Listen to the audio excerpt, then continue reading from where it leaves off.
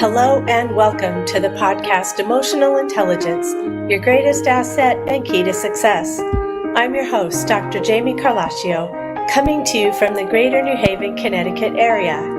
As a positive intelligence or PQ coach, I'm committed to helping people develop both emotional intelligence and mental fitness. You'll come to regard problems as situations that help you learn and grow. PQ is a way of being and doing in the world that enables you to develop and sustain a positive relationship with yourself and others, at home, at work, and everywhere in between. Please subscribe to this podcast and tap the like button so more people can enjoy the benefits of PQ. And now, here's the show.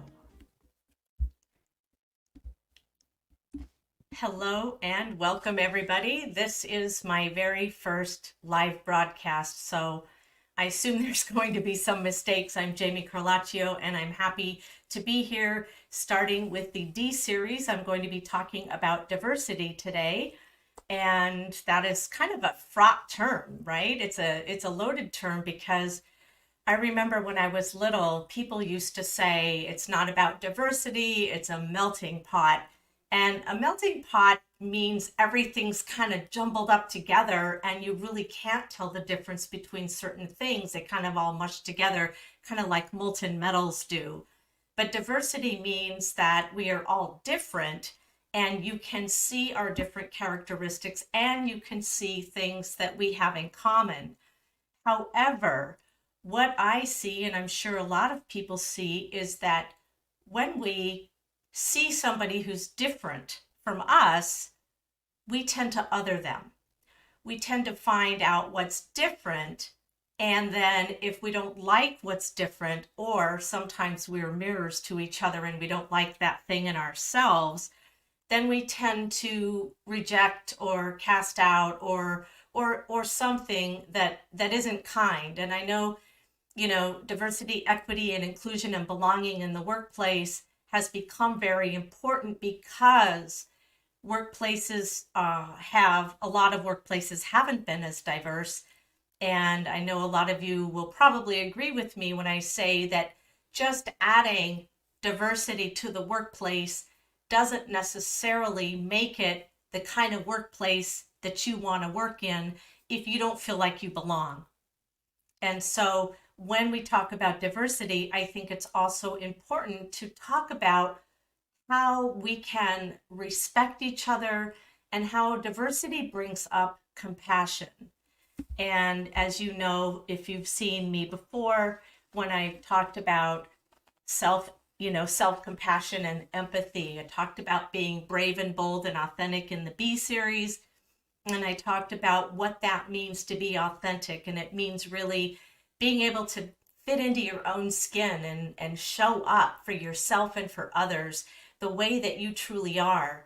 And for C, for courage and curiosity and compassion, it was really about, again, it was about saying, instead of, right? So instead of sort of backing off or finding some reason not to like something or somebody, it's adopting that curious mindset, which is all about one of the sage powers, right? There are, 5 sage muscles and 10 saboteurs, but all of the 5 sage powers overcome the 10 saboteurs, right? We have the judge and the judge's 9 accomplices, the pleaser and the stickler and the hyper rational and the hyper achiever and the hyper vigilant and the controller and the avoider and so on. And when those guys get in the way, when those ventriloquists get in our ears, it kind of shuts everything else off. And I call them ventriloquists because they're not real. And that means if they're taking over, we're not really showing up. Our ventriloquists are showing up. Our saboteurs are showing up. In the last episode, or 2 episodes ago, I talked about how you might have a staff meeting and you need to come to a decision. And instead of going in and judging other people's opinions or shutting them down, you adopt a yes and stance and you find something to like, you find something to take away from that person and their idea, and then you can move on. but the idea is that you respect everybody in their diversity. So one thing I really wanted to talk about is, interpersonal relationships, and like in workplace settings. And I have talked about this before too. I had a really horrible conflict with somebody in a workplace a couple of years ago, and I didn't want to go to work. I wanted to quit that job, but I also know that I needed to pay my rent. I needed to buy groceries. I needed to keep the lights on. So I had to go to work, but I hadn't studied positive intelligence. And so my avoider and my judge were just crazy. And they ruled my mind, they ruled my heart. And I think they probably did the same thing with the other person. And what was really going on is we were both hurting. And I think we both just didn't know how to handle the conflict, and we didn't know how to approach each other. And we didn't really respect each other's diverse interests, diverse values, diverse backgrounds. And that's what I think. And we ended up doing that. We ended up becoming friends. I went ahead and just apologized for the tension that I caused. And I showed up finally. I showed up and I owned up to the saboteurs. I didn't use that language. And that authenticity allowed him to be authentic. And then we could embrace each other for the differences that make us unique. And that was a beautiful thing. So it's about really, you know, embracing the other and not othering the other, but acknowledging the other. Empathy is not just about agreeing with people, it's about understanding or trying to understand other people's thoughts and perspectives. So, emotional empathy is sharing the feeling and experiences of others. And compassionate empathy combines that understanding with a proactive response, fostering actions that can range from grand gestures to attentive listening. And so, obstacles to embracing diversity are about biases. And a lot of our biases are implicit. And if you go on the web and type in Harvard implicit bias test, you'll find that you can take a number of tests and discover where your implicit biases are. It's a test to give you information. It's not a test to find out if you're bad or whatever. It's really about where are the biases, and then once you know what they are, you can start to counteract them with the sage muscle of empathy and curiosity, and even innovate and activate. And so it's a really good thing. I highly recommend it. I learned a lot. And oftentimes our biases are, triggered by split second decisions, right? Our stereotypes and our previous experience have conditioned us to judge things. And yeah, you need to judge when you're in the jungle. You need to judge every sound, and you need to listen for every branch and rustling of the leaves, because you don't know if that's going to be a tiger or something, a wild boar coming at you. But we don't live in that world today. We live in a world where our parasympathetic nerves, system can kind of kick in and discern. And that's what we really want to do. We want to be discerning, and we want to stop, breathe, and then respond. It's because that hinders inclusion and belonging in the workplace. And these narrow perspectives, right? They're influenced by our family, our culture, schooling, any kind of, government agency, even laws, right? Laws that govern social rights and social justice and all of that condition us to think certain ways about certain people. Even, just thinking about the Defense of Marriage Act or the gay rights, when we have a statute that has to put into place, protections, we automatically start othering the people for whom those protections are made. And that becomes a problem. So basically, we're inundated with information about difference and diversity. And oftentimes, like I said, it can be bad, but I'm saying embrace it and let it be good. And so one of the things, going back to the tiger in the jungle, is when we see difference, oftentimes we are afraid and it brings up the stress hormone cortisol. And that's triggered when we are, encountering the difference, and it kind of shuts us down, right? Our body goes into fight, flight, freeze mode. And when we're stressed, we typically are not our best selves. I know I'm not my best self when I'm stressed because I'm letting the stress come over me. And that's usually my judge or my stickler telling me I'm not good enough, or my avoider, or, my hyper vigilant person is coming out, and they're all kind of blocking my ability to discern, to be compassionate, to be empathic, to be curious. And so now I want to talk about mental health. I think we know that mental health issues have skyrocketed since we were quarantined in early 2020 as a result of the COVID-19 pandemic. And it hasn't really stopped. It seems like waves and waves of problems are coming up. And I know there's a shortage of therapists. There are people, when I remember driving to the grocery store, there were longer lines at the package store or the liquor store than there were any place else that I thought. So the instances of drug and alcohol consumption rose dramatically, and there were more overdoses and more problems associated because people were medicating, they were self-medicating because they were depressed or they were anxious or they were isolated. And even if the pandemic weren't here, we still have those things, right? I know I have suffered from anxiety. I have been diagnosed as having depression. And so there have been many times in my life where people have othered me and they have actually walked away from me. So people I thought were my friends walked away because they were afraid. They didn't want to be around that. They weren't curious, like, wonder what's going on with her. I wonder if there's a way I can help her. I wonder if she needs somebody to talk to. And that becomes, that's the linchpin to becoming what I would say, Martin Luther King, a beloved community. I had a really great conversation with a group of people the other night about, we were doing a social justice project, and we each picked an issue that we were very, passionate about. And I actually chose diversity, equity, inclusion, and belonging in public schools because my son is in a public school, and he goes to a school that is 75% white. And the other 25% comprise mainly African American, Hispanic American, and Asian American.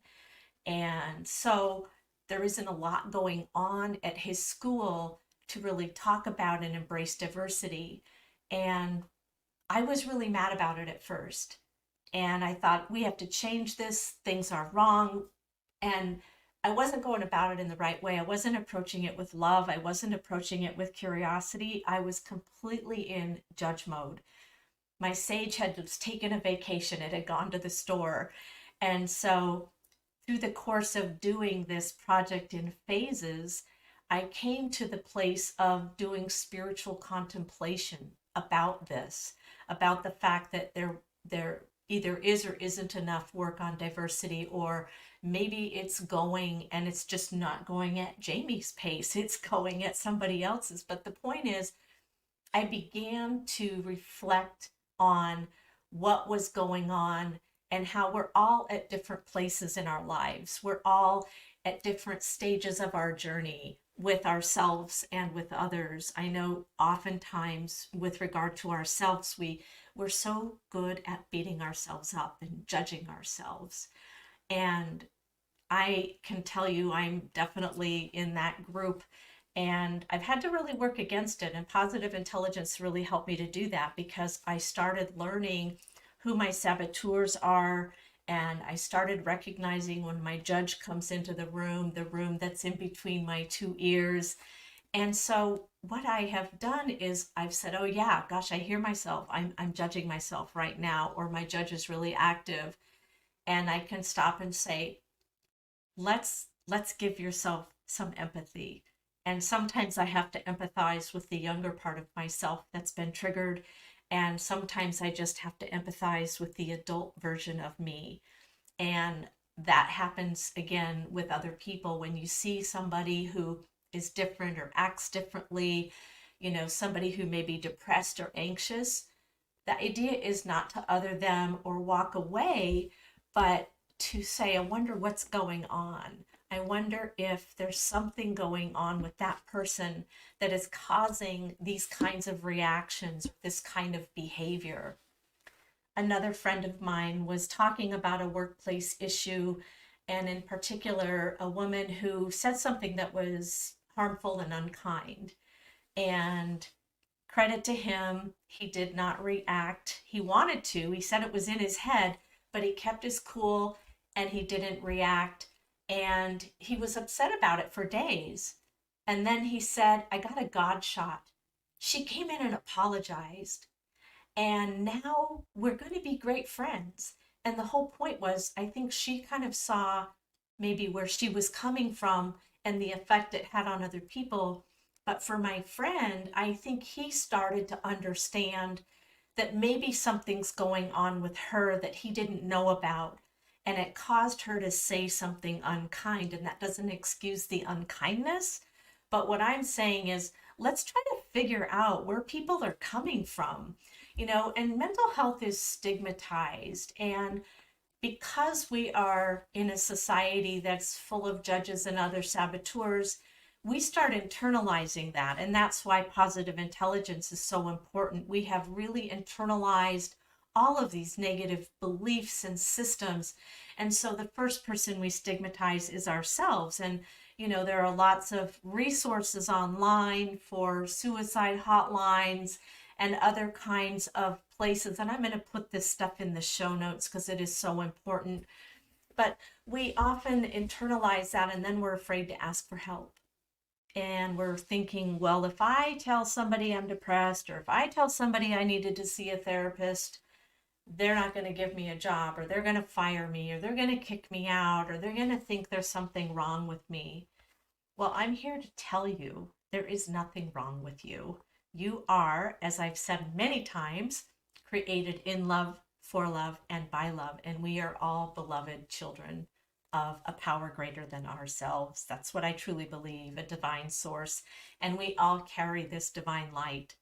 And so I think for me, when I'm feeling different or sad or stigmatized or rejected, I need to dig deep for that sage power, the empathy and the curiosity, and say, who are you really and whose are you really? I'm not what society says I am. I'm not a label. I'm not my trauma. I'm not my depression. I'm not the skin color. I'm not whatever. I'm not my purple hair, although, I am the girl with the purple hair. But I think it's just really important that when we talk about diversity, we really think about it in larger terms. In another episode, I'm going to be talking about neurodiversity, and I'm hoping that a friend of mine will agree to come on and be interviewed. So keep your fingers crossed, and we'll send out good waves to my friend Michael, who is amazing. And I think he would be such a great benefit to us on this show. So one of the things that we can do when we get our sage muscles going, well, let's stop for a second. Let's talk about going to the PQ gym. When we hear the judge operating, when they've started moving the furniture around to get it more comfortable in our heads, and they've turned the TV up a little bit, and they've been banging on the table asking for more food, that's the time to say, take the food away, take the remote, kick them out, and say, you don't really have a place here. I see you. Yes, thank you very much. But now I'm inviting my group of sage muscles in to my head and into my body. And I'm going to get in touch with that. And the way that we do that is through our senses. And I've talked about rubbing your fingertips together and feeling the ridges of your fingertips and just noticing how they feel is one way to just stay in the moment. And as soon as we're in the moment, we are not hijacked. And of course, breathing is one of the easiest things because it doesn't take an effort to breathe, although it does take an effort to notice our breath and to count them and to maybe breathe in very deeply, hold it, and then breathe out and hold it and count our breaths. And one of the ways that we can practice that in positive intelligence fashion is to count the breaths. And as soon as our mind wanders, and it will, 65 to 75,000 thoughts go through our heads every day. As soon as that happens, just label what it was: dinner, grocery list, soccer practice, whatever it is, person at work, right? The person who's maybe occupying some headspace that we can say, no, no, I'm just going to leave that out of the equation right now. And then come back to the breath.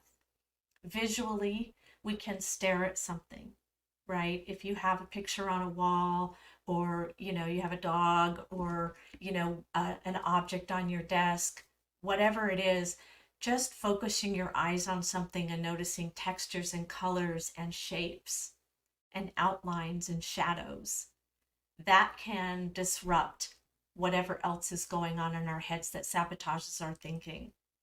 And smell, if there's anything you can smell, whether it's a perfume or food or fresh air, whatever it is, if we can start breathing in and noticing our olfactory nerves at work, that's even better.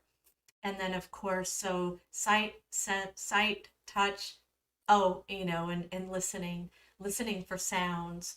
One of the ways that Shirzad Shamin talks about doing this in positive intelligence is listen to the sound that's farthest away from you. That might be a car on the freeway or whatever. And if you're in the country, it might be the farthest away bird, all right, or whatever. And then listen gradually to sounds that are closer to you until the sound that's closest is your breath. And as soon as you focus on those different levels and types of sounds, you've shut out everything else. And you don't even have to do it for very long, 3 minutes, right? If you do 5 sets of PQ reps for 3 minutes, you've already started developing that muscle that's going to keep the hijackers at bay, to keep those negative ventriloquists at bay. And so that's why I think talking about diversity in the context of positive intelligence and compassion and empathy, it really comes down to embracing and loving. And when we feel embraced and loved, we can show up. We can show up as ourselves. We don't have to be afraid. We don't have to put on a mask. We don't have to say, okay, I need to be careful about what I say around this person, or I need to pretend to be happy because this person won't like me if I'm sad. And obviously, one thing I've learned in life is putting on that facade of I'm fine, everything's good. People don't necessarily find that attractive and appealing. They're much more attracted to somebody who's vulnerable and honest and real. And that isn't to say you need to be, Debbie Downer all the time. But when we can show up and say, yeah, I had a really bad day today, and I just needed to talk to somebody and maybe get out of my head, right? Silence the judge, silence all the saboteurs. That helps. And people want to help. Most people, I think, want to be helpful. And in my mind, it's all about love. It's all about love, right? Everything else is noise.